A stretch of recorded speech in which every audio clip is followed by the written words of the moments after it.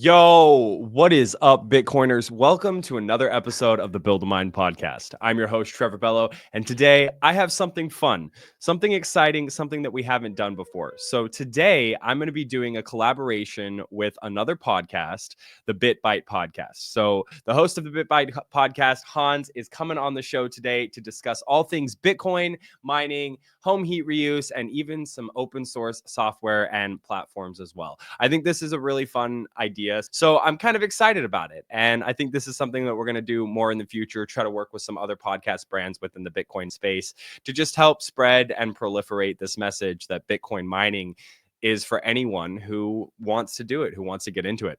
So Hans, our guest today, is the host and co-creator of the BitBite podcast, a show which is dedicated to diving deep into the digital realm, exploring technology's impact on our lives, and spotlighting the stories that shape the tech world and economics. Through the BitBite podcast, Hans fosters insightful conversations with his co-host Rick. Together, they try to educate folks on the benefits of Bitcoin and its potential impact on the future of monetary policy, especially why central banks are bad for the average citizen, plus how decentralized policies such as Bitcoin are the future. So a lot of these themes are what we discuss and touch on in our podcast today. And I really hope that you guys enjoy this. And I think that we're going to do some more of these in the future. Before we get into the podcast with Hans, I have a couple of things I want to tell you about.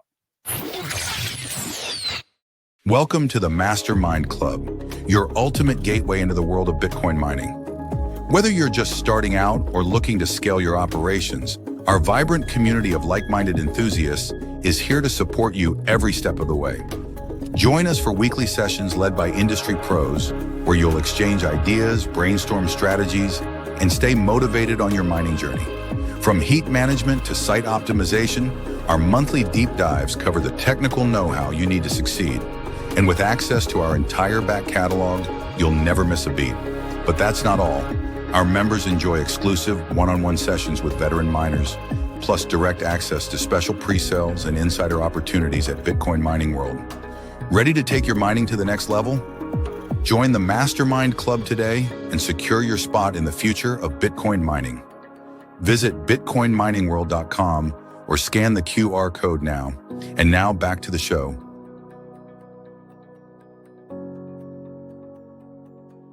Alrighty, you guys know what's up. As always, I made it super easy. Just go to the QR code there at the bottom of your screen or the link in the show notes to find out more about the Mastermind Club and how you can join for free and become part of this community. It's a great opportunity for anybody who's looking to dive in, get their toes wet into the world of Bitcoin mining.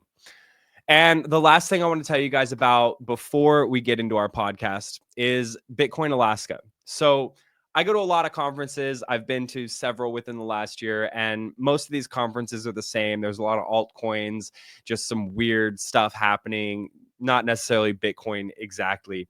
And some of the conferences that I've been to, just a few, not very many, just a few, have set themselves apart and made themselves much better than the rest of the conferences. And I believe that Bitcoin Alaska is one such conference that is going to be setting themselves apart from what other people are doing in the space when it comes to the conference scene.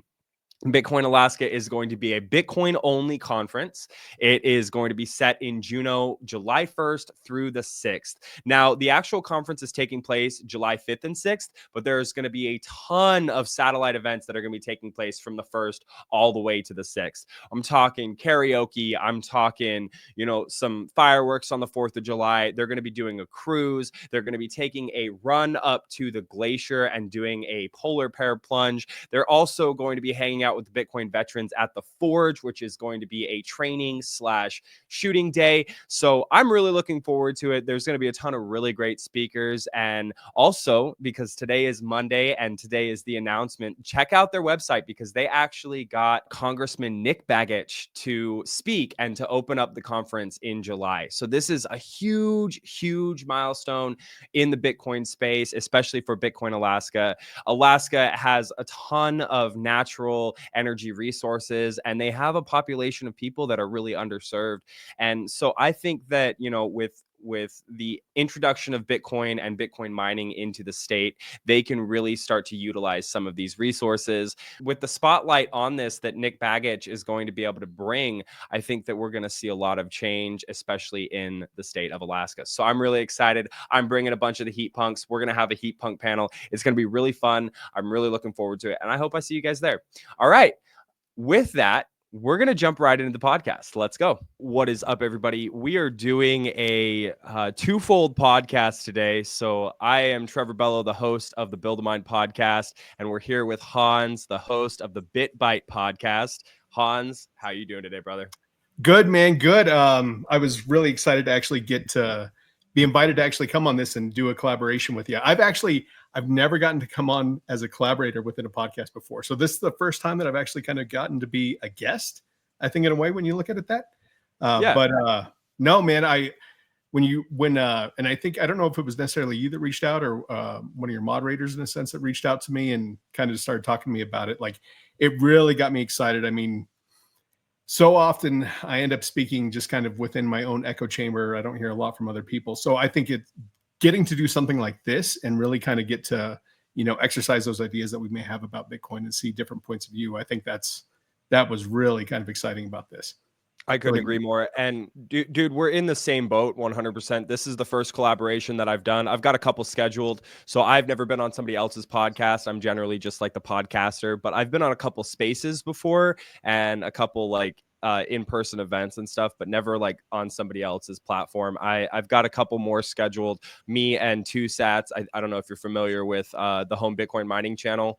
Yeah. So we've got a couple things scheduled too, but this is actually the first collaboration that I've done. And it's exciting, just like you said, to be able to bounce ideas off of other people in the space. Like, we have a unique position, being that we try to educate people and try to help like proliferate these ideas is, it's a good position to be in. But I also think at the same time, like you said, we can get caught up in our own echo chambers and really we're not focusing too far down the rabbit hole in other genres. So I'm excited to get into it, man, and just kind of learn a little bit about you and what you're doing. I know that you're a little bit of an educator in the sense that you like to break down complex ideas about Bitcoin.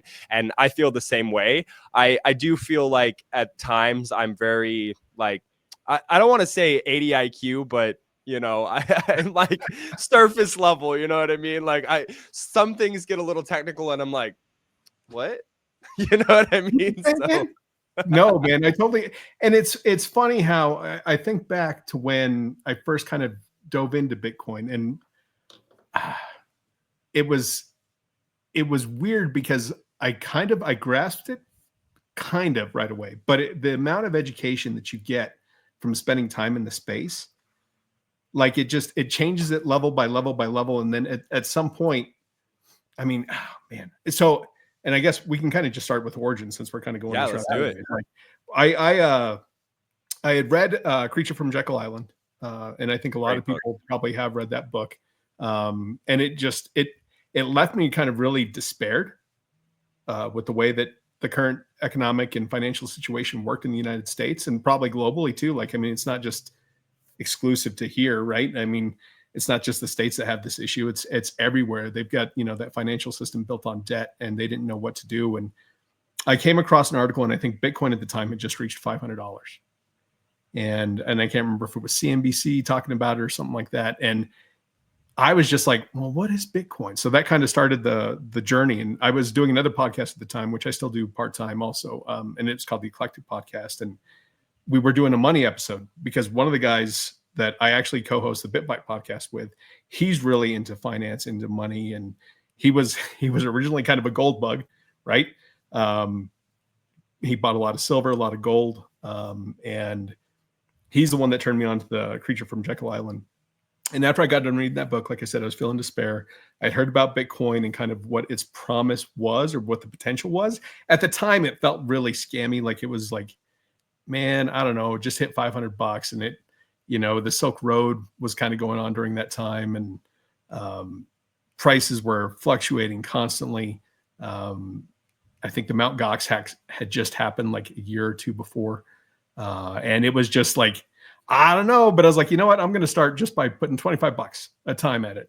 And the other crazy thing at that time was they had Bitcoin faucets.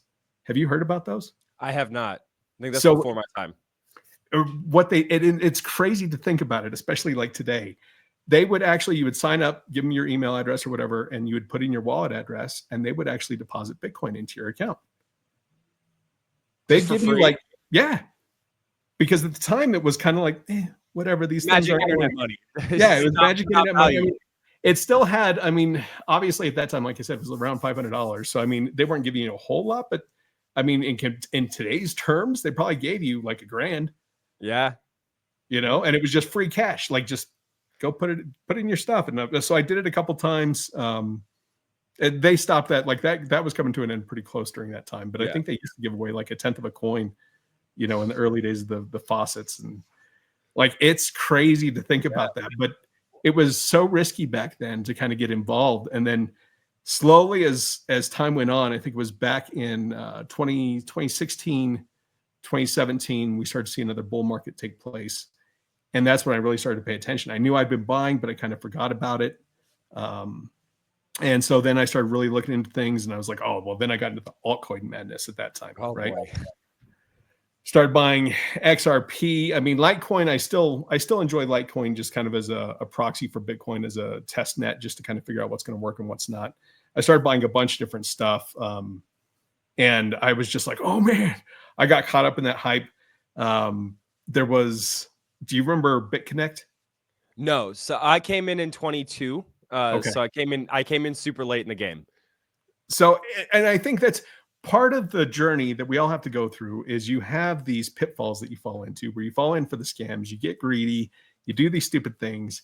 And I know XRP now, like it at the time, it was less than a penny. I bought, you know, I can't remember, 30,000 for, it was cheap. And I transferred that money. It was right before XRP went up to $3. I transferred that money into BitConnect because I was like, man, I'm going to make some money. I knew it was a Ponzi scheme. I knew it was, but I was like, man, I'm smarter than everybody else. I'm going to get out first. I'm going to get out first. No, I was a bag holder at the end, right? So it was an awful experience. And I remember the fight between Bitcoin Cash and Bitcoin at the time, the block size wars that were going on. And I remember messaging a friend of mine that I'd orange pilled, and I was like, dude, it looks like they're gonna put Bitcoin into a death spiral. We're in so much trouble. Like, it was such chaos. And I remember the emotions were so raw at that time. And I think that's one of the important things that people learn as they kind of go through this, is that they've got to learn to temper those emotions, because that will control you, keep you up at night, make you do stupid things, you know, where you're selling at the bottoms and buying in at the tops. And yeah, man, it took a long time to kind of get that thesis down. And then I started reading more, educating myself a lot more about Bitcoin, and why there was something special about its immaculate conception that kind of just led me to where I was like, man, Bitcoin only, that's all you need. Yeah. So I really want to unpack a lot of these things that you're opening up right now. I guess before we kind of get into this, I do want to start with like the themes in the Jekyll Island, but also some of the pitfalls that you talked about, you know, like getting greedy. But another one I want to discuss is just this idea of the emotional state of human beings. Yeah. Before we get into that, I guess I'll give my origin story, just so that, you know, my listeners have heard this a million times, but your listeners can kind of get to know me a little bit. And I'm not going to give the abridged version. I'll give the like kind of like from the very beginning to the end. So in 2021, when Bitcoin was at about 69,000, give or take, or nice. Yeah, 60,000, 62,000, wherever it was at that time, I had a buddy who was working in an auto body shop. He's like, have you heard of this Bitcoin thing? And I'm like, what are you talking about? He's like, yeah, my dad mined it back in the day. He's got 50 of them, and it's worth like $60,000. And I was just like, what the hell are you talking about, bro? I'm working 60 hours a week. I'm barely making any money. I can't afford to buy a $60,000 thing that's like has no tangible like value. I can't hold on to it. What are you talking about? You know what I mean? And I completely just like ignored it after that fact. And This was right after my wife and I had bought a house. You know, at the time I was trying to invest in stocks and bonds and, you know, trying to get into real estate because at the time, again, I was working 60 hours a week. I'm making like $20 an hour. I'm barely making 50 grand a year.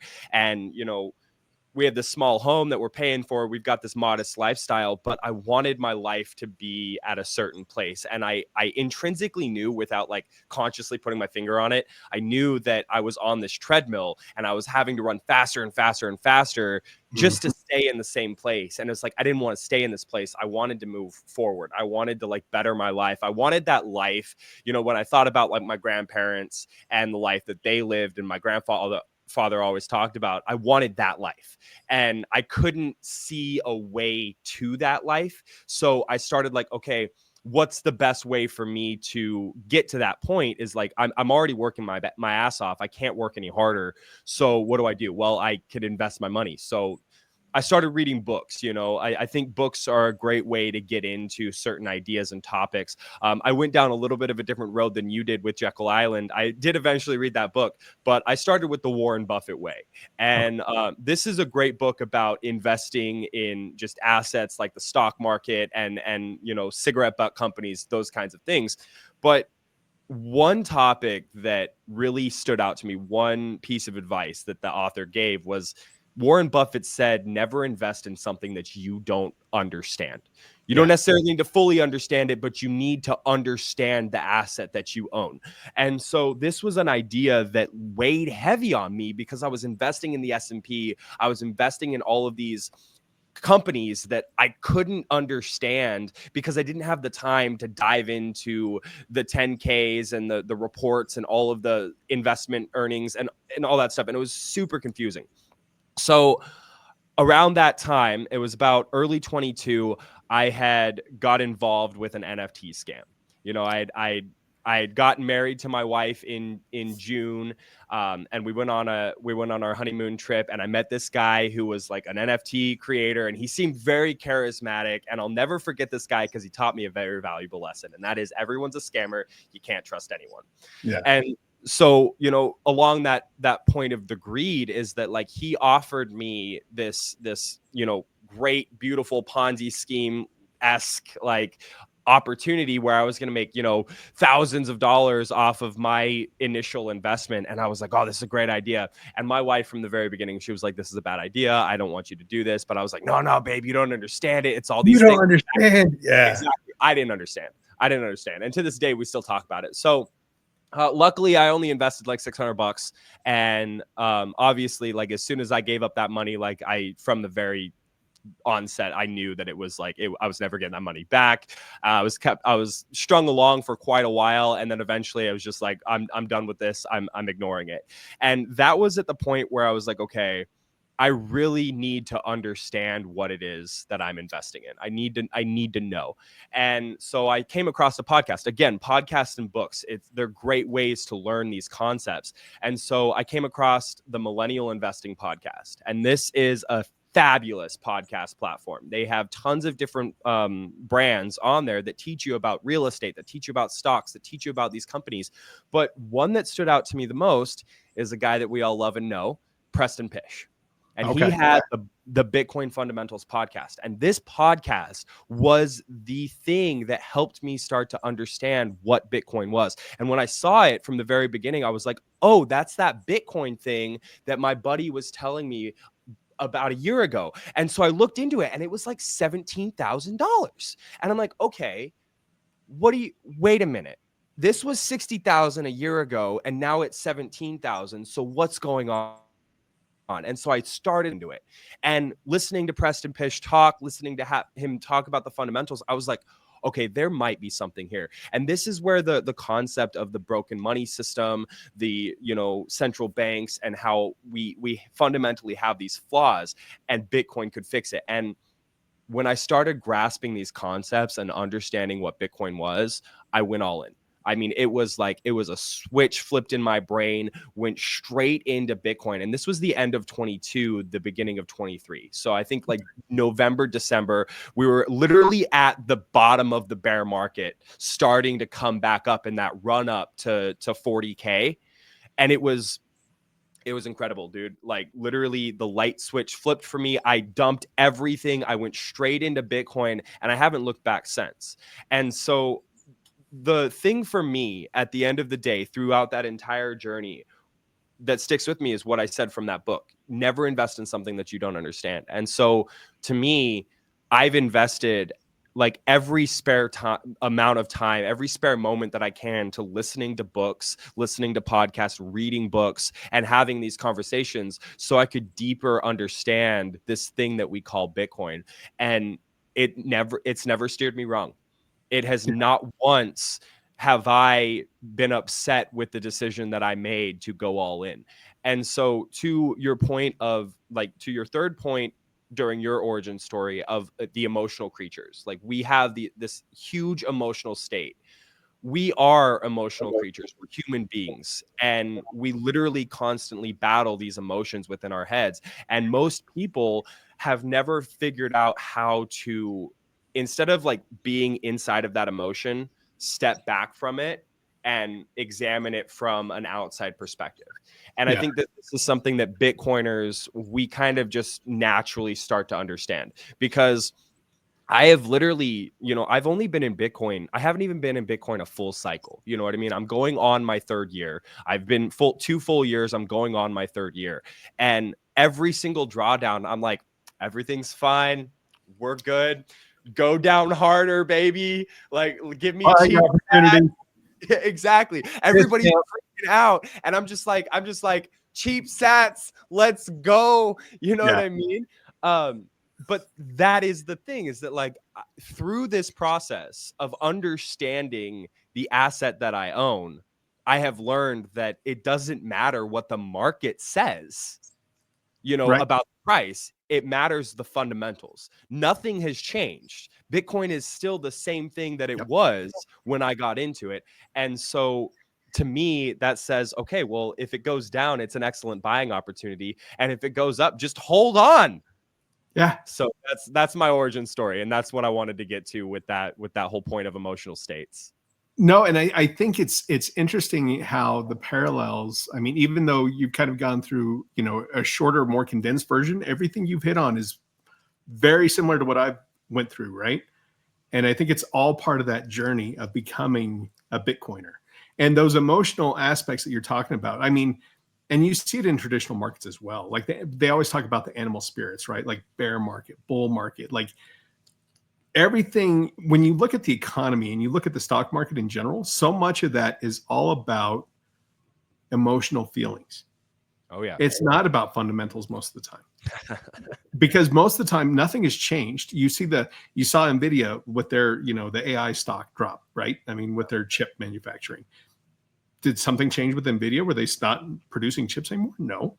Well, you're seeing it today. You're seeing it today with Tesla. I mean, Tesla stock has dropped 50% because people are burning up Teslas in the street, all because Elon Musk is affiliated with the government and doing this Doge thing. I mean, nothing has changed about Tesla's stock. Nothing has changed fundamentally about the company. In fact, it is a stronger company today than it was 4 years ago. Yeah. It's emotional. It has nothing to do with what the fundamentals of the company or the products actually are. And when you look at Bitcoin, it's funny because I mean you've learned it faster than I did because it took me a couple cycles to stop that emotional response, like to where I was like awake at night, like, oh my God, am I making the right decision? Am I doing the right thing? Like it took me some time before I realized, you know what? Let it go down. It's fine. I have seen it come back every single time and come back stronger. And it's hard. And I think people tend to look at things in such a short time frame. They want that immediate return. They always think, well, if I buy Bitcoin, I'm just going to get immediately rich. No, that's not how it works. No, it takes time and discipline. You can't sell. It's so hard to time markets. I've had friends that have tried to, sell, what they think are the tops and then buy back in at the bottoms, and they've screwed themselves and they end up with less Bitcoin than what they had before. Mm-hmm. And this is something that, I've had so many people tell me, well, if you understand the dynamics and you understand the price of producing a Bitcoin and all these things, like you can time it. And I'm like, okay, maybe, but but like, look, dude, going back to my point earlier is like, I have worked very hard. I'm 28 years old. I have worked very hard to get what little I have in life. And I am not willing to risk everything that I've built up so far, because like I said, I put everything in Bitcoin. I am all in. So am I willing to risk everything that I've put in for the slight chance that I could be right and like increase that 5x? No, I'm not, because I know that if I hold for 4 years, everything that I've got in here will be worth more than it is today. I know that fundamentally. Is it going to be worth double? Is it going to be worth 50% more? Is it going to be worth 1,000% more? I don't know, but I do know that it's going to be worth more. And so that to me is like the fundamental aspect. Like I'm a very risk averse person, which is interesting that I got into Bitcoin, because like it's risky for people to dive down this rabbit hole and start to understand. But, and this is another point I want to make. So I talked about that NFT scam that I got into. Yeah. Okay. I have had a very condensed, like, educational journey. You hit on everything, like I said, that I went through. You're like, you've got it in the short term. But here's the thing. So after my wife told me that from the very beginning, this is a bad idea. My wife was if she's listening, which she's not, I know she's not, but like, you know, she was right. And she's generally always right. Right after that NFT scandal, like that I got scammed out of, I started buying Bitcoin, and she was not okay with it. She was like, this is another thing that you are going to lose our money on. And I had to like sit down with her and say, no, babe, this is different. And she's like, I don't understand how it's different. I don't get it. And I'm like, well, it's because of these. And I just mansplained it to her and she didn't understand. And the thing for me, the best point in my journey, like through everything that I've been through, the best part in my journey was the moment when I told my wife, you know, this was like 8 months ago. I told my wife that Bitcoin was down, and she said, did we buy more? You know what I mean? Because that's a win. That's a win. You won. You won. But here's the thing. For the last 2 years, I have nonstop talked about Bitcoin, and like any conversation that revolves around situational problems and like what's happening in the markets and like global macroeconomics, whatever, I always bring it back to what the problem is. And the fundamental problem with all of these issues is the money. The money's broken.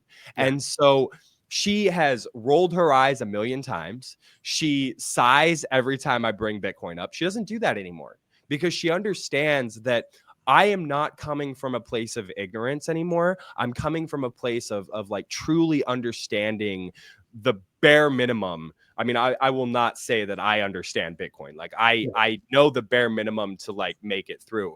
But she has watched me go through this journey of not understanding the things that I'm putting my money to fully understanding like some level of what I'm investing in. And she may not be a Bitcoiner, but she trusts me to make that decision and to like have the best thing in mind for our family. And that to me, above and beyond everything else, that to me was the moment where I was like, I am doing the right thing for my family. And I don't care if it takes 20 years to get to the point where we want to get to, we're going to get there. Yeah. Yeah. And that's the thing. Like I said, it's not a get rich quick thing, right? Like it's one of those slow grinds. I've heard it likened, and you probably heard this too. It's likened to, it's like winning the lottery, but in slow motion. It takes time. It takes time to get there. And, you know, it's funny too. My wife just recently, I think maybe about a year ago, she finally started buying Bitcoin on her own, because she has her own separate. Dude, so love that for you. She finally so what I got her a hardware wallet, you know, kind of for her birthday. I was like, I want you to learn self-custody, because part of my fear is that if I die, like if I get into an accident traveling or something like that, I wanted to understand how to access this stuff. Yeah. Because I wanted to have that. I've thought about like, we need to create some sort of in case of emergency kind of thing, to where if you are doing self-custody or anything like that, yeah, like you need to be able to explain to them how to access these things, because they're not right now. I'm sure they'll get easier as time goes on, but I mean, right now it's kind of it's a daunting process. The first time you transfer money to your hardware wallet, like it's terrifying, right? Like you're like, oh my God, okay, that's $10,000 that's going through the network, and yeah, you can look at it, look at the transaction piece moving across and you're like, okay, God, I made it. But it's like you mess up with one key, like you sent that money to The nowhere. ether, it's Yeah, gone. like it's gone. So it's terrifying going through that, but learning that self-custody and that self-responsibility aspect of it, I think that's something that we really need to push, especially as people are coming on board, as this is becoming more and more ubiquitous across. I mean, when you got presidents talking about, strategic reserves, those types of things, more and more likely is going to be that, that personal self-custody thing is going to become so important, and being able to transmit that information to your loved ones, I think is going to be very powerful, unless you want to be like Michael Saylor and just take it to your grave with you. But well, yeah, but the thing is that we're like, I don't know about everybody else, but for me specifically, I'm not doing this for me. I'm doing this for them. I've got an 8-month-old son, and I've been with my wife for 10 plus years, and it's like I'm not doing this for me. I'm doing it for them. I'm trying to give them the life that they deserve, and if I die, then like what, the Bitcoin just disappears, like it's just gone. You know what I mean? Like that's not the point. That's not the point of this energy and time that I've spent to build this up. And this is the thing that I try to stress to people, is that like no coiners, Bitcoiners alike, we all have this finite resource, and that is our time. That is our life force.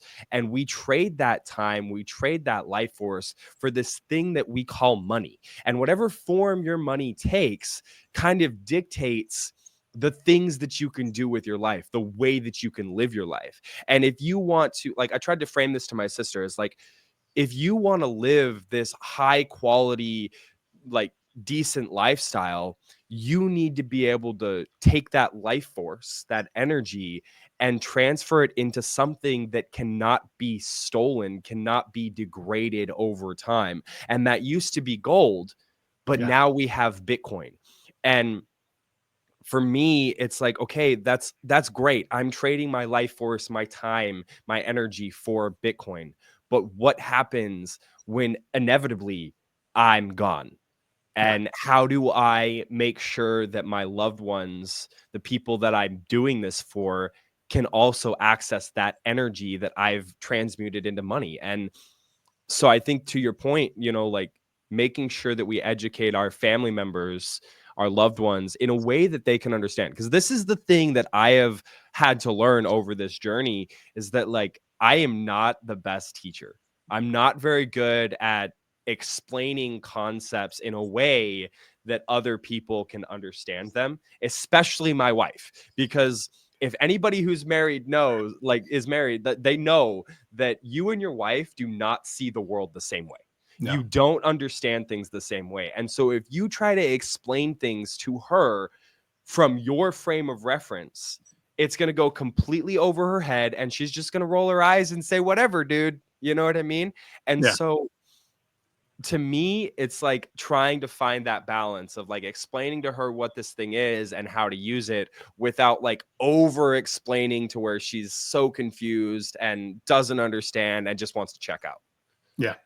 No, and that is such a difficult thing to tackle, because I mean, everybody's modalities for learning is so different whenever you dive into that. And it's always going to be one thing that catches their attention and catches their brain and their imagination in a way that allows them to kind of start to see this bigger world that exists within Bitcoin and the possibilities of it all. My sister, I mean, you were talking about your sister. My sister, I have tried so many years to get her to buy, because I'm like, I think last time, kind of probably around the cycle that you were getting in, it was like $7,000. I was like, I want you to just buy a tenth, $700. I know you've got the money. Just buy a tenth. Just do it. Like just a little bit. Just a little bit. Just get a little bit in there. And it was, she would not do it. And I have tried so many times. I've stopped. I feel like I've beaten my head against the wall. Like I've given up talking to her about it. And then other friends, like they've been able to just kind of pick it up as time has gone on, those types of things. I was in a car ride for about 8 hours with a buddy of mine the other day, and he works on a board for a bank. And I was asking him, I was like, what's going on with you guys in Bitcoin? Are you guys going to start to custody it? Are you guys going to do anything like that? Like if they're going to custody for their clients, anything along those lines? He immediately was like, oh, I don't know about that. It seems so scammy, price fluctuations, all this kind of stuff. And I said, well, I said, I understand you like gold, and I get that. I said, but what I want you to ask yourself, and you probably heard this before too, is does the future, when you look at it, are you seeing a more digital world or a less digital world? Yeah, that's a good one. And he was like, it's a good point. And I was like, Bitcoin is basically money of the internet. Like if you think of sovereign countries that exist out there, the internet has its sovereign currency and it's Bitcoin. So, I mean, as we move towards this digital age where everything is going to become, more integrated with AI, and we live more and more in these virtual states, you need that frictionless payment system to work. That's not backed by a government or anybody else or any bureaucracy or any Fed chair or anything like that. That has its own supply and its own network capabilities, all based off of an algorithm, And so I don't know if that kind of broke through to him or not. He may have just been just saying that just to be like, whatever, stop. Just shut up, Bitcoiner. Because I've talked to him about it a couple times, and I was kind of curious, with the way that the landscape was changing in the financial systems towards a little bit more friendly towards Bitcoin. So we'll see what he says. I'll ask him again in about 6 more months, see where they're at. Yeah. Sometimes it takes time, to the point of like the sister thing is like, I still haven't broken through to my sister. The only reason she owns Bitcoin is because I buy it for her. You know what I mean? Like on her birthday, I'm like, here's some Bitcoin, like on her, like whatever. I was just like, I send it to her wallet. I've set her up with it, but like, I still cannot get her to buy it to this day. My best friend, like, he kind of gets it. He's starting to grasp it. His wife is a little bit more headstrong than he is. He's more of a like, I'm just gonna go with the flow, smoke some weed, just chill and vibe out, like let them take care of it. And his wife is very like I love her to death. She's very like headstrong. I'm taking care of this, I'm handling the situation. But she cannot grasp Bitcoin. And for the longest time she's like, well, I can't take it to the store. I can't buy anything with it. And I've tried to to me, like when someone says that, I know that their fundamental perspective on money is completely skewed. It's like before we can get them to understand what Bitcoin is, we have to break down their ideas of money and rebuild them from the ground up. And so what I always say is, okay, well, like, do you believe in gold? Do you believe that gold is a store of value? And 9 times out of 10, they're like, well, yeah. I mean, you buy gold, it goes up in value, or it holds its value at least. I'm like, okay, well, can you go to the grocery store and buy gold? Like, use your gold to buy goods and services? And they're like, no. And I'm like, okay, well, like, that's Bitcoin. At the end of the day, that is Bitcoin. It is a store of value. It may not have that medium of exchange component where you can go and purchase goods and services with it, like at a fundamental level, like, because you can still do that with Bitcoin, but it takes a roundabout way and you pay taxes on it, all that, whatever. We don't have to get into that. But the idea is that like when you can help someone break down their current misconceptions of money, you can start to reframe it and rebuild it from this idea that Bitcoin is a better money, and money doesn't have to be a physical good in order for it to be good money. It can be digital. And that is the thing that I'm trying to get people to understand. And my buddy, he's on board. Like he gets it, you know what I mean? But until because they're like the unified team, you know what I mean? He doesn't do anything that she's not okay with, kind of thing. So until I can get her completely on board with it, they're not going to buy in. And I told it because they want to buy a house. They want to save for a house. And she's like, well, I want to take $100 every couple weeks and put it in towards the savings account. And I said, Brianna, like I understand your beliefs and your opinions and your views on what Bitcoin is and what dollars are. Do me this, like do this favor for me. Take your $75 and put it in your savings account. Put that away. Take $25 and put it in Bitcoin. And just over the exact 4-year time horizon, put your $75 in your savings account, put your $25 in your Bitcoin account, and see which one grows faster. Yeah. And so I don't know if they've started doing that yet. I can't say whether or not they have. Every once in a while I check up on them and I see if they're doing it. But, I fundamentally believe that if you do that, if you don't understand Bitcoin and you do that, you will understand Bitcoin. After 4 years, you will see. Yeah. Yeah. You'll become a believer, right? It's You know what I think is kind of shocking too is that so many people still believe that the US dollar is still backed by gold. Oh my God, it is annoying. Isn't that crazy? Like a Yeah. lot of people still believe that. I mean, when they were talking about Doge going into Fort Knox and kind of auditing that, like they're like, oh, what if it's not there? Like, what does it matter? Like, we haven't been backed by gold since the 70s. It's like, who cares? What does it matter if it's there or not? That's not going to affect the dollar. And one thing else that we kind of talked about kind of in our pre-meeting that we were kind of going through, and it's obviously in your name, the Build a Mine podcast. Yeah. How did you get into mining? Like how did that switch take place? I love this story. And the reason why I love this is because, my journey down the rabbit hole of understanding Bitcoin, like, accelerated tenfold when I got into Bitcoin mining. And I guess I'll preface this by saying that I fundamentally believe that anyone who wants to get into mining can and should get into Bitcoin mining from a perspective of securing the Bitcoin network and making sure that it proliferates into the future. Now, all that being said, I don't think everyone should mine. I don't think that it's for everyone. I think it's for anyone, not for everyone. And there is like a minute distinction there. So I got into Bitcoin mining at the end of the beginning of 2024. So like literally just over a year ago. And I had heard about it. I was down the rabbit hole. I was learning about Bitcoin, and I heard about mining, and it was like, oh, is this like computer that you buy and you can actually like turn electricity into Bitcoin? I was like, well, that's awesome. I want to stack more sats. I want more Bitcoin. Like, let's go. Easy. Yeah. It's that easy. It's not. So I didn't tell my wife, and like she was just finally starting to get on board about like this whole idea of Bitcoin, still in the rolling her eyes phase. I bought an S9, and if anybody's not familiar, it's just like one of the progenitors of like the S19s and the S21s that you get from Bitmain. There were some series before, like the S7 and the S1. I mean, Bitcoin mining goes like the ASIC version of Bitcoin mining goes all the way back to 2013, and the S9 came out, I want to say 2016, 2017 era. I'm not exactly sure on that, but I bought this machine, 15 terahash at like 1,000 watts.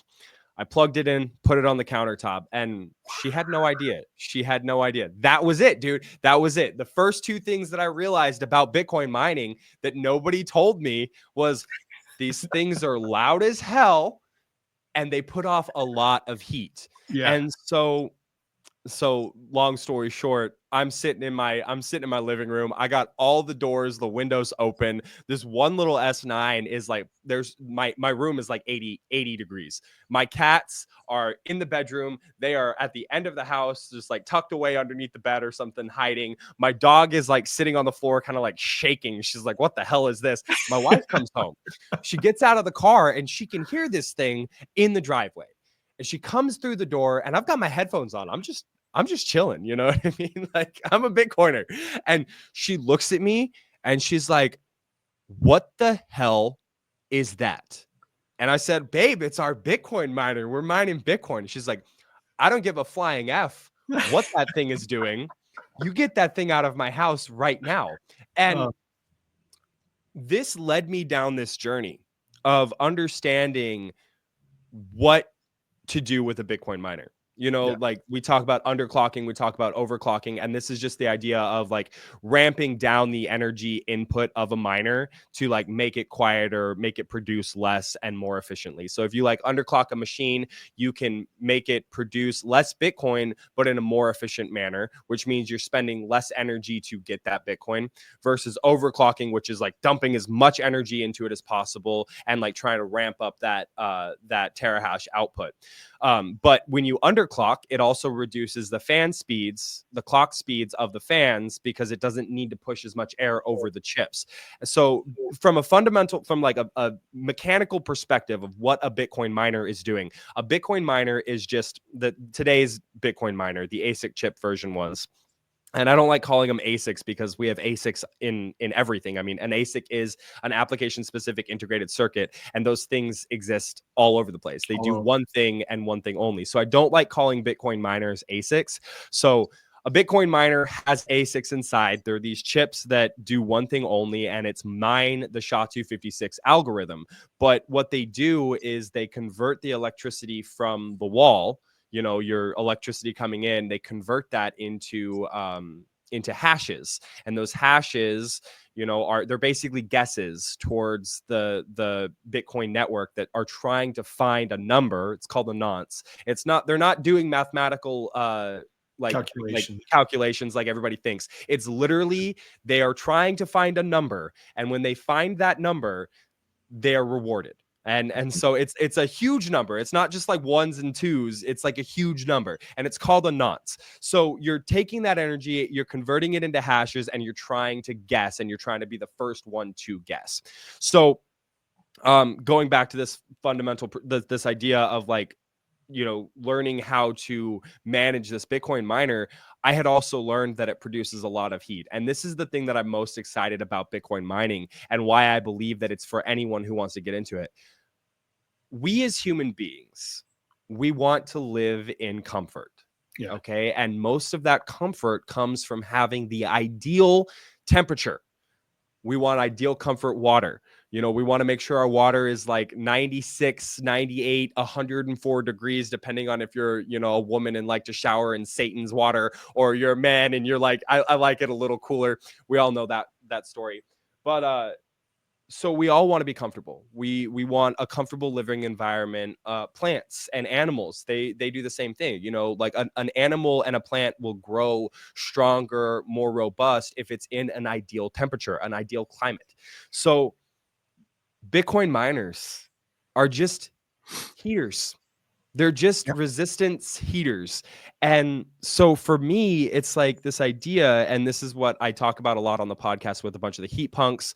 We are heat punks. We take hash rate heating and we apply it into our lives. You can take that before, heat punks. Yeah, the heat punks. We are the heat punks. Is that like something you guys have like keyed, or was that? Yeah. So this is a term coined by Tyler Stevens. I have his book up here, the Bitcoin mining heat reuse book. I suggest anybody who wants to learn about heat reuse, go and buy this book. It's a phenomenal like breakdown of it. But Tyler Stevens, he coined this term, heat punks. And it's just this idea, you know, like there's been the cypherpunks and other punk genres before, but we are fundamentally, we believe in Bitcoin and what Bitcoin can do. But Bitcoin mining, like Bitcoin is not the product. Heat is the product from Bitcoin mining. Bitcoin is the byproduct. And the thing is that when you plug one of these machines in, like I said earlier, you realize that it produces a lot of heat. And so not only do you have to mitigate the sound, the noise levels, you also have to mitigate this heat. And most people, like these industrial settings, these large, giant pubcos, mining operations, they're just venting that heat into the atmosphere. And the more heat that they can pull off those chips, the more efficient their chips run and the more terahash output that they get. Heat punks, we said, okay, we want to mine Bitcoin. We can't afford to do it in this large scale, you know, elephant class mining operation. What can we do? Well, we already need heat. I'm already paying for heat. You know what I mean? Every winter, I turn on my furnace and it costs me such and such dollars from my electricity company to create a comfortable living environment for my family. Well, what if I can plug a Bitcoin miner in, use that same electricity that I was already paying for, but do it with the Bitcoin miner that stacks sats at the end of the day? And so that is what our movement's all about.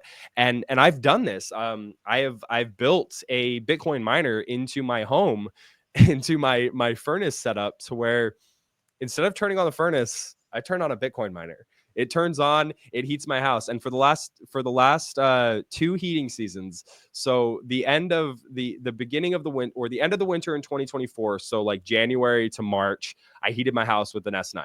And this last winter, you know, September to now, I mean, now it's starting to get warm. The Bitcoin miner doesn't turn on, but I've heated my house with Bitcoin. And that is awesome. It's awesome. So it's great. So I'll stop it there because I've been going on a diatribe for a long time, and I'll just let us break into this a little more. Well, so, and I'm just kind of curious because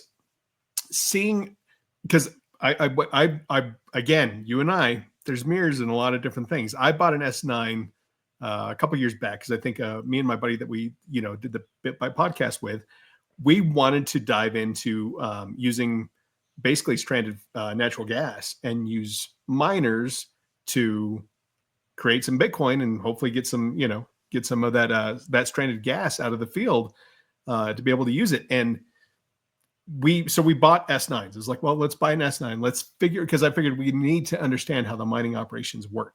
Figure out the concept first. Yeah, exactly. So I was like, S9, it was cheap. It's kind of out of cycle. I was like, all right, let's pick one of these up.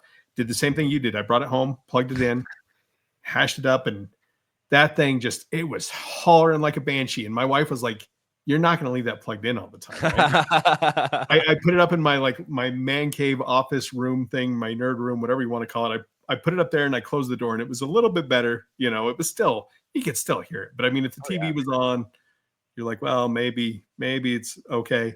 I came back in that room the next morning. I only ran it one night, and I came back in the room and it was so flipping hot. I was like, oh my God, that thing can heat. Yeah. I didn't turn it into a heater. I didn't go the range that you went, but I do have a question for you on that. Can you actually regulate that, like the amount of temperature that outputs with the way that you kind of set that up with your home Bitcoin heater? Yeah.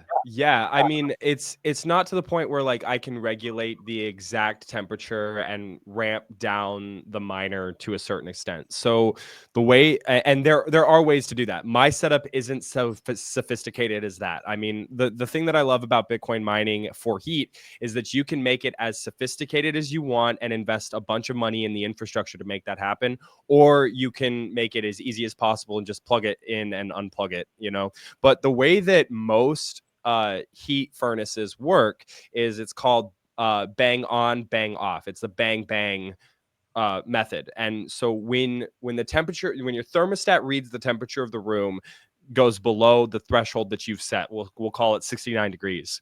When it goes below that threshold, your heater kicks on. Gotcha. And then it runs until the temperature, the thermostat reads the off temperature. We'll call it 72. So as soon as it hits 72 degrees or 73 degrees, it shuts off. And so it comes on, it shuts off. It comes on, it shuts off. And that is how it regulates temperature in the room. And so that's the way that I've got my system set up. I've used what's called the Wi-Fi PDU switch. It plugs in between the PDU, which is the power distribution unit, and the wall outlet. So the power comes in through the wall, it goes into the PDU switch, and then it goes to the PDU and to the miner. And so the PDU switch is connected to a sensor, a thermal sensor in my living room. That thermal sensor is like on my phone. I have an app and I set it to 69 degrees to come on and 72 degrees to shut off. And so literally when my house hits 69 degrees, my Bitcoin miner turns on and it starts to hash. And it hashes at full output, and then it brings the temperature in the room up. And as soon as it hits 72 degrees, the miner shuts down. Now, there are more sophisticated ways to take this. You can actually go into the API settings of your control board on your miner, and like when it comes on, it ramps up to its highest extent. And as that temperature starts to come up, the Bitcoin miner starts to ramp down a little bit. And this allows you to lengthen the duty cycle of your Bitcoin miner. I haven't done this yet. I haven't figured out how to do it. I have a buddy who keeps telling me that he can help me out, and I just haven't invested the time to do it. And I think I'll do that a little bit more this winter, this next heating season. But the reason why you might want to do that is because Bitcoin miners aren't necessarily designed to ramp up and go down, ramp up and come down. They can do it, but you actually shorten the lifespan of your machine when you're constantly doing this. It's better to bring it up and then like slowly get to that top zone and then like slowly bring it back down. That is like the better way to lengthen the lifespan of your miner. Okay. And I've got another question for you. And if you don't mind me asking, I'm just totally curious about this. How, you don't have to go into too much detail if you don't want to, but how large is your home and how many S9s are you using to actually? I love this question. So I have a small house. I have a an 800 square foot manufactured home. It's literally a trailer. You know, you've seen them at trailer parks all over the place. It's nice, but it's not that nice. Right. And my furnace, so it's about 60 feet long. My furnace is like smack dab in the middle of my home. Okay. And the way the furnace works is the furnace sends air down into the floor, and it's got like these metal tunnels that pop up in the floor, pop up in the different rooms. Now I've cut that out completely. I didn't want to go through your ductwork. It's gone. No, I didn't use the ductwork. And the reason I didn't use the ductwork is because where I live in Oregon, we have rodents. And when I bought my house, the rodents had infested like the ducting. They'd invested the entire underneath of my home. And I spent a year and a half getting rid of them. But you can't get rid of the feces and the rodent, urine and stuff like that. And so they've lived inside of that ductwork. And so every time you turn the furnace on, it sends air through those ducts, and that air comes into the house. And I didn't like that. I didn't like that at all, because it smells like rat, and it's not a conducive living environment. So we stopped using that entirely. And the way that my Bitcoin miner works, and to your earlier question, I have one S19. One S19 is enough heat to heat up 1,000 square foot space yes, I know it's a lot of heat. And this is just air. This is just air cooled. So what I've done is, because the standard fans on an S19 miner, most miners, they're the same fan, they don't push enough air volume, enough CFM to distribute that air evenly throughout a large space. So what you do is you actually remove those fans and you install an AC Infinity fan. These are large industrial grow fans for like marijuana farms and stuff, and they push like 800 CFM at full power. Okay. That is enough air movement to not only cool down my miner, but also push that air throughout my entire home.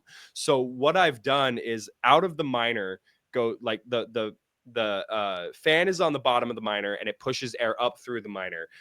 From the miner, it goes into a shroud, and out of the shroud is a splitter. It's a Y splitter. So the ducting goes two different directions. And one duct goes up to a baffle plate that sends air this way, and one duct goes up to a baffle plate that sends air that way. And so it basically sits in the middle of my hallway, and it shoots air one way down the hallway and shoots air down the other way of the hallway. And this last winter was a use case to just prove that it could work. And there's not a single room in my house that doesn't get cold or doesn't get enough airflow. You know what I mean? As long as you keep the doors open, I've got a small home, you can do that. Now, this is, to my earlier point, this is a very simple setup. This is literally as simple, like not as super simple, but like it's as sophisticated as I wanted to make it this winter.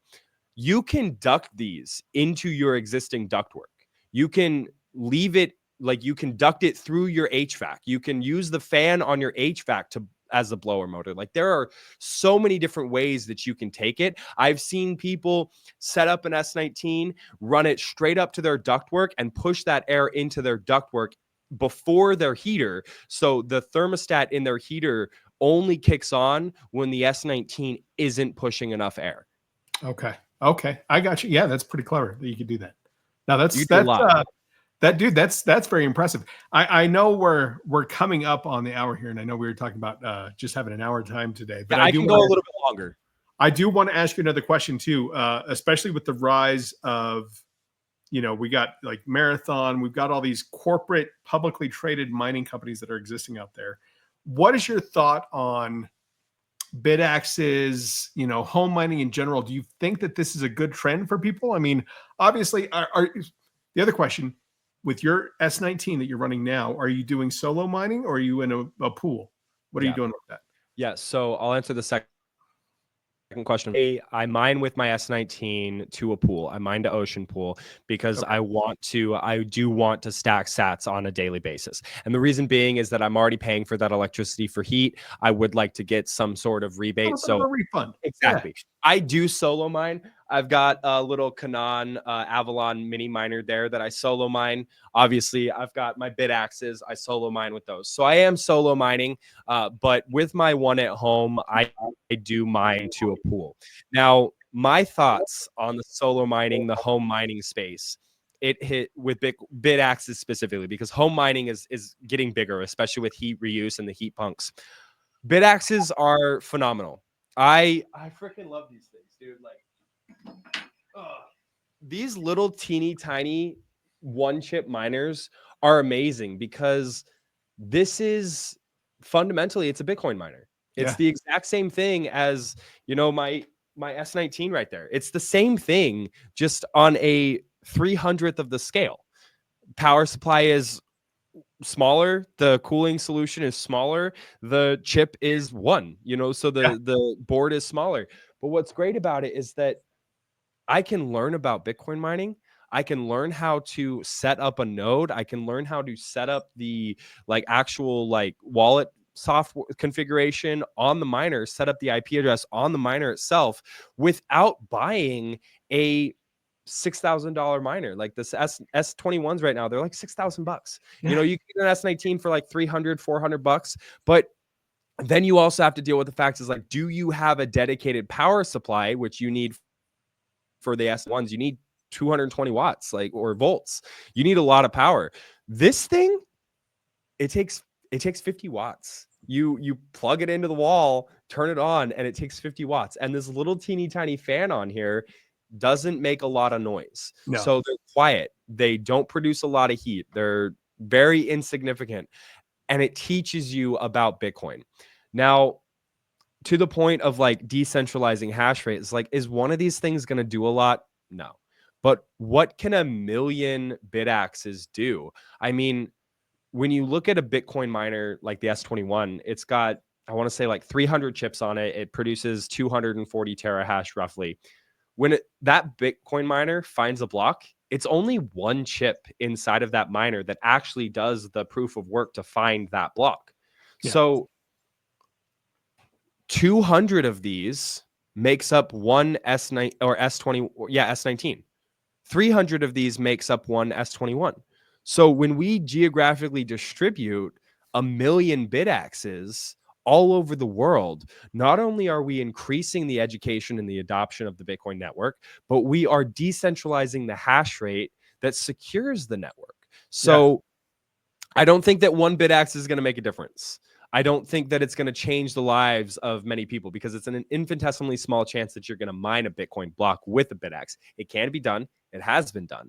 But the fact of the matter is that, going back to the ideological perspective, we as Bitcoiners want to make sure that Bitcoin proliferates into the future so that we have something to hand to our children and they don't fuck it up. Yeah. Well, the only way to do that is to increase network hash rate and geographically distribute it. All these giant, large pubcos like the Riots and the Marathons that are producing gigawatts of power to mine in one location, that is a giant elephant that can be shut off at the flip of a switch by a government entity that just decides, I don't like you. Yeah, we're not doing it anymore. We saw it with China, right? Exactly. That's exactly what I'm getting at. So what happens if all of the hash rate is dedicated to all of these large pubcos? Well, the Bitcoin mining network gets, 2/3 not as strong or half not as strong.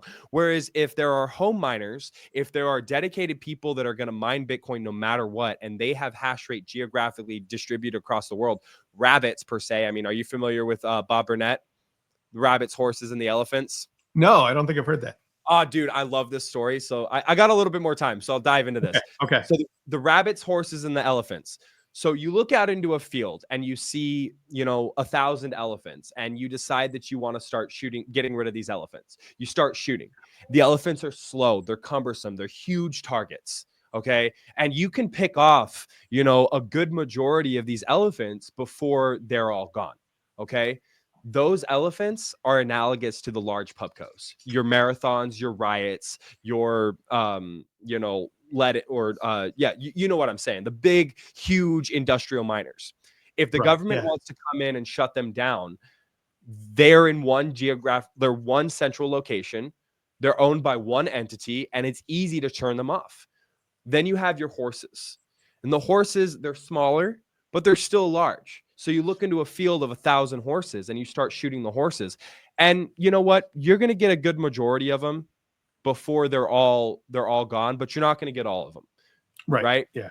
They're those fast, are they move quick. Yeah, exactly. Those are your 1 to 20 megawatt miners. Those are your barefoots. Those are your, the small guys who are or building up a good size amount of hash rate. They can shut off and they can move to a new location and they can turn back on. But the rabbits, you look into a field and you see 1,000 rabbits and you start shooting, you're going to get 3 or 4 of them before all those rabbits freaking scatter to the wind and they're gone. The rabbits are people like me. The rabbits are people that have, below 1 megawatt. We're just mining in our homes. We're using our power. Maybe we found an industrial setting like a shop or a warehouse that has enough power to, power like 100 of these miners or whatnot.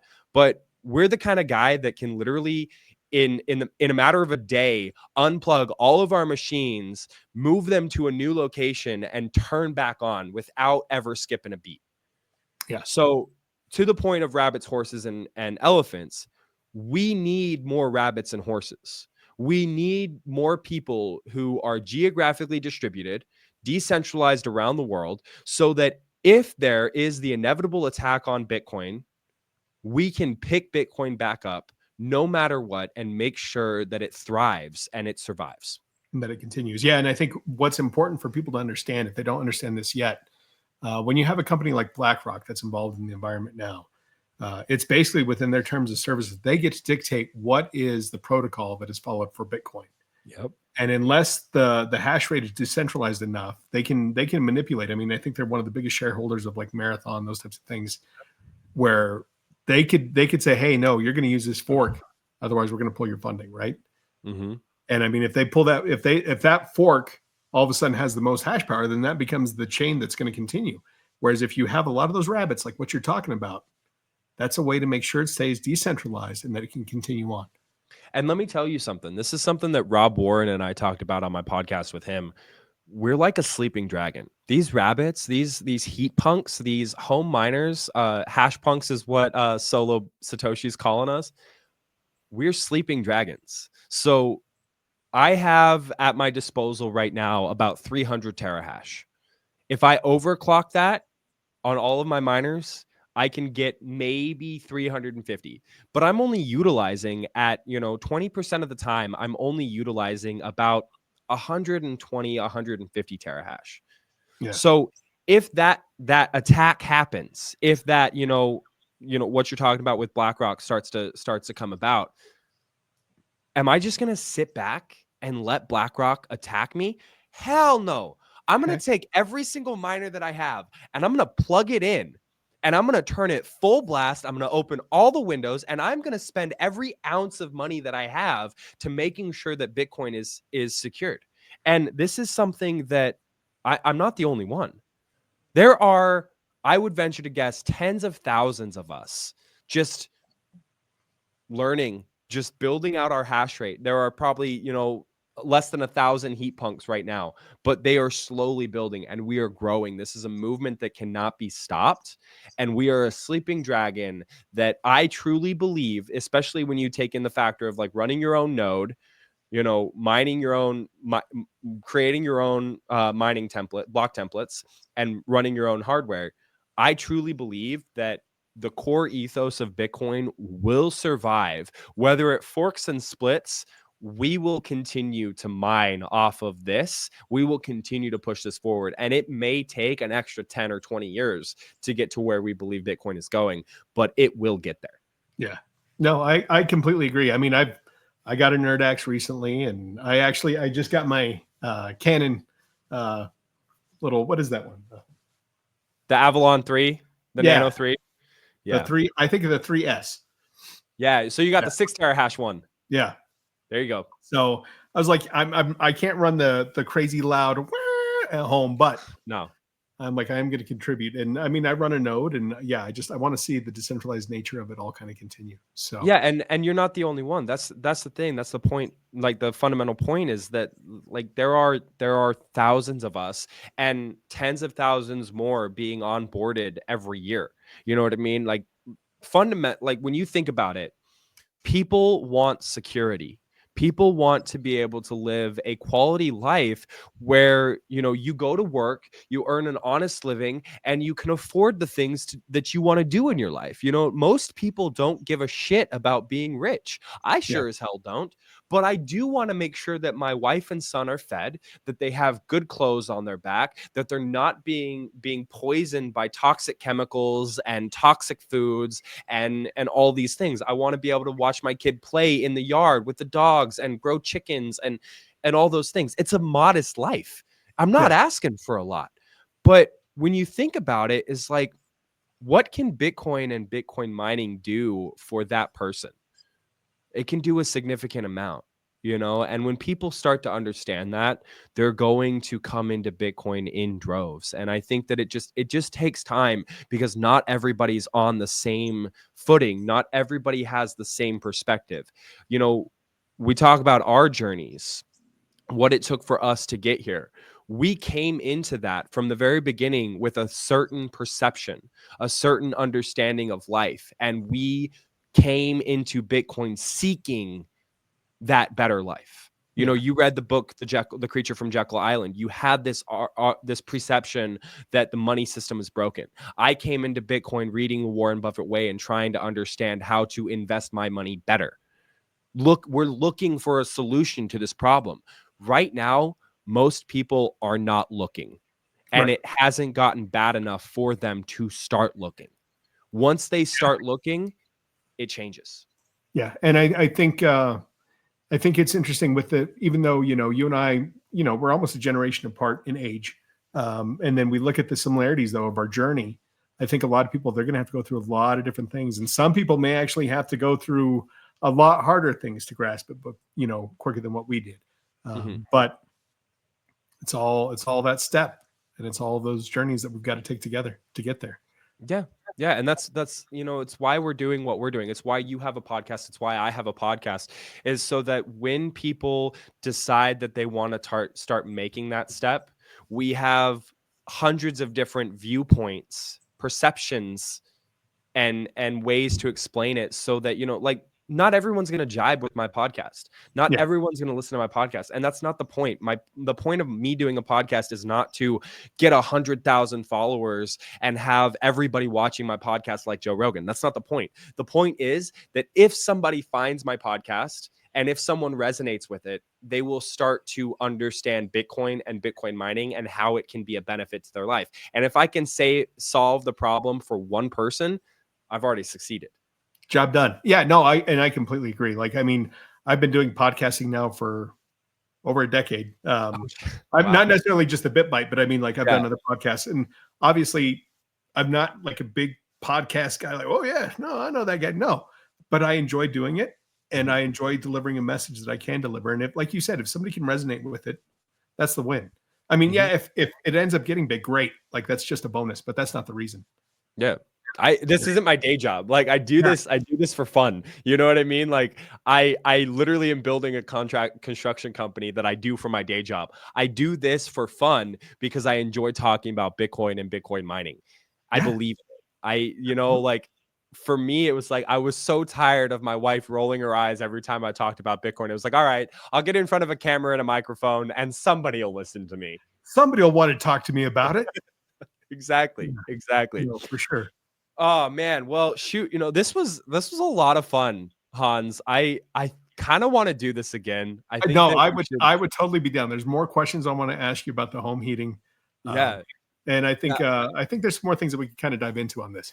Yeah, we should after this, let's schedule another one, for a month or two out, because I think this was a lot of fun and I want to keep doing these. These collabs are fun too, because we can, kind of open up the door into each other's communities and stuff.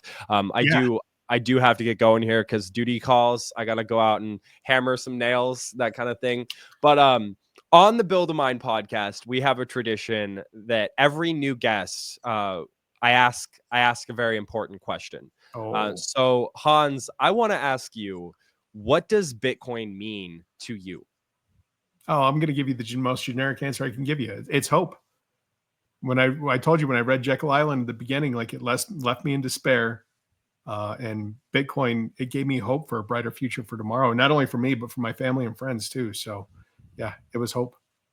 Yeah, that's beautiful. That's what it is for me too. I think again, going to what you said earlier, is like we do have a lot of similarities in our stories, different generations, different methods to finding it. But you know, I'll end with this, and maybe we can pick this back up when we do this again. I have lived a life where I have battled with my self-image. I have battled with my self-worth. I have battled with demons and depression, anxiety, and I've literally battled this since I was a kid. And this comes from, this comes from a broken family. This comes from not feeling worthy or valuable or whatever it comes from. Same. As a man, your self-worth is tied into what you can bring to the table, what you can offer the people around you. And so before I got into Bitcoin, after I'd gotten married, I don't want to get super dark and super heady, but I went through a very, very dark time in my life where I didn't know if I could make it through. And when I found Bitcoin, it was like finding God. It was like finding that light at the end of the tunnel to guide you out of that despair, to bring you to a point where you could start to evaluate the things in your life, look at it and say, this is what I want. This is what I don't want. I can get rid of this. I'll keep that. And for the last 2.5 years, I have lived a life where, dude, I'm not rich. I'm not I'm wealthy in the fact that I have a lot of people around me that I love. But on a monetary standard, I am not wealthy by any means. I bust my ass every single day. But you know what? I am happy. Yeah. I am in a place where I look at what I have and I am grateful, because not many people can look at that and say, I'm good. You know what I mean? And there are things that I want to do in this life. There are things that I want to continue to accomplish.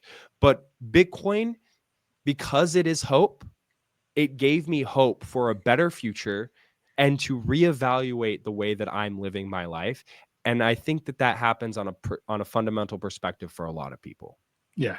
No, I completely agree. And I just want to add one more thing to that. I think it goes back to, because you can look at that outlook and 10 years from now, where you're at now, because of Bitcoin, you will be in a better place. Yeah. Yeah, man. And it's one of those things. Yeah. It's fundamentally life-changing. Absolutely. Well, Hans, this was a lot of fun. I enjoyed it, man. I really enjoy this. We're going to do this again. So to the audience, let us know what you thought of this episode. Make sure, to the Build a Mind fans, make sure you go out and follow the BitBite podcast. Is there anywhere else where people can find you? I know that they can find you at BitBite on X, but just any shout outs, last remarks. If you ever want to find any of my other podcasts with the Eclectic Podcast, you can jump on and find that there. It's pretty much the same place anywhere you can find the BitBite podcast. But for all of my listeners as well, like if you're into the mining aspect and you want to hear more about Trevor's journey, I check out the Build a Mind podcast as well. So yeah, and you can follow me. You can follow me on X. You can follow my personal account just at TrevorBello.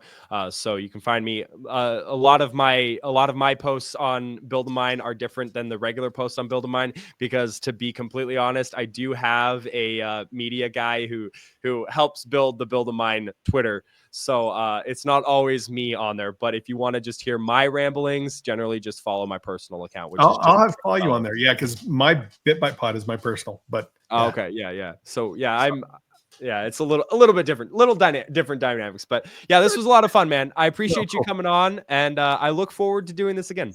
Yeah, me too. Thanks, Trevor. All right, take care, brother. Bye.